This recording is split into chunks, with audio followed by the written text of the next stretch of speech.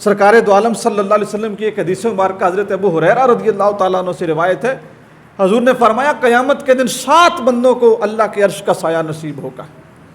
جب سورج کی گرمی عروج پر ہوگی، نفسا نفسی کا عالم ہوگا، لوگ پسینے میں شرابور ہوں گے، ہر کوئی تڑپ پھڑک رہا ہوگا، اپنے لیے مدد طلب نظروں سے ادھر ادھر دیکھ رہا ہوگا اور کہیں سایہ نہیں ہوگا۔ فرمایا اس کیفیت میں 7 بندے ایسے ہوں گے جن کو اللہ کے عرش کا سایہ نصیب ہوگا۔ سب سے پہلا حضور نے کسی حاجی کو، کسی قاری کو، کسی عالم کو، کسی سخی کو، کسی مجاہد کو، کسی غازی کو، کسی شہید کو، کسی کو اور شرف نہیں دیا۔ سب سے پہلا حضور نے فرمایا قیامت کے دن اللہ کے عرش کے سائے میں سب سے پہلے جو شخص کھڑا کیا جائے گا وہ عدل کرنے والا حکمران ہوگا، وہ بادشاہ جس نے اپنی رعایا میں عدل کیا ہوگا۔ اس کے بعد حضور نے فرمایا مسجد میں جس کا دل لگا رہے، جو جوانی میں اپنے اللہ سے ڈرتا رہے، جس کو گناہ کی دعوت دی جائے وہ اپنے آپ کو پیچھے رکھے، جو کسی سے محبت اللہ کی محبت کی بنیاد پہ کرے، بغض اللہ کے بغض کی بنیاد پہ کرے، یہ سارے منصب حضور نے بعد میں ارشاد فرمایا۔ سب سے پہلے فرمایا اپنی رعایا میں جو عدل کرے۔ اگر بادشاہ عادل ہے اس کو قیامت کے دن اللہ کے عرش کا سایہ نصیب ہوگا۔ حضور سرور دو عالم صلی اللہ علیہ وآلہ وسلم کے جان نثار صحابی اور حضور کے دوسرے خلیفہ حضرت عمر بن خطاب رضی اللہ تعالیٰ عنہ کا دور حکومت تھا۔ آپ کے زمانے میں مصر کے گورنر حضرت عمر بن العاص تھے۔ عمر بن العاص یہ بھی سرکار دو عالم صلی اللہ علیہ وآلہ وسلم کے قریبی اور عزیز صحابہ میں ان کا شمار ہے۔ یہ مصر کے گورنر تھے اور بڑے طویل عرصے تک یہ مصر کے گورنر رہے۔ ان کے بیٹے کا نام محمد بن عمر تھا۔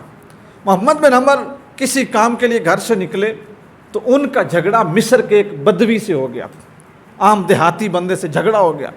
اب جو گورنر کا بیٹا تھا اس کو گورنری کا زوم تھا، طاقت تھی، اس نے اس کو پھینٹی لگائی، مارا، خوب مارا پیٹا۔ تو جب وہ شکایت پہنچی نا حضرت عمر بن العاص کے پاس اور آپ نے وہ بات سنی تو آپ نے اس بدوی کو بلایا اور اس کو قید کر دیا۔ وہ کچھ عرصہ قید رہا۔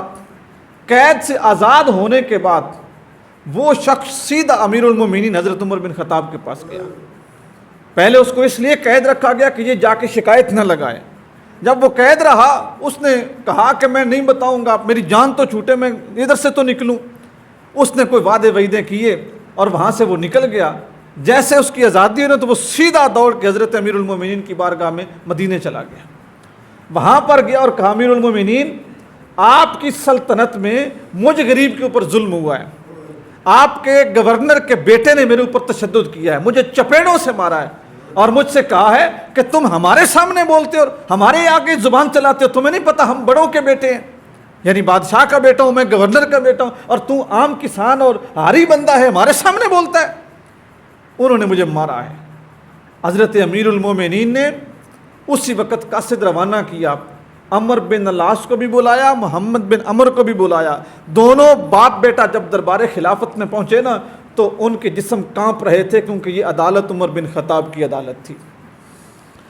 یہاں سے بے انصافی کا کوئی شائبہ بھی نہیں ہو سکتا تھا کہ رعایت کی جائے گی، چھوڑ دیا جائے گا۔ آپ نے اس بدو سے کہا، اپنا کوڑا دیا، کہا یہ میرا کوڑا پکڑنا اور عمر بن عاص کے بیٹے محمد بن عمر کو مارنا شروع کر دے، جتنا اس نے تمہیں مارا اتنا مار اسے۔ کوڑا پکڑ لیا، مارنا شروع کر دیا۔ حضرت عمر بن خطاب اس بدو سے کہتے صرف مار نہیں، صرف اس کو مار نہیں، اس کو ساتھ یہ بھی بتا کہ تو بڑوں کا بیٹا ہے، میں چھوٹوں کا بیٹا ہوں، اور اللہ کی عدالت میں کوئی بڑا اور چھوٹا نہیں، مجرم مجرم ہوتا ہے۔ مارتے رہے مارتے رہے۔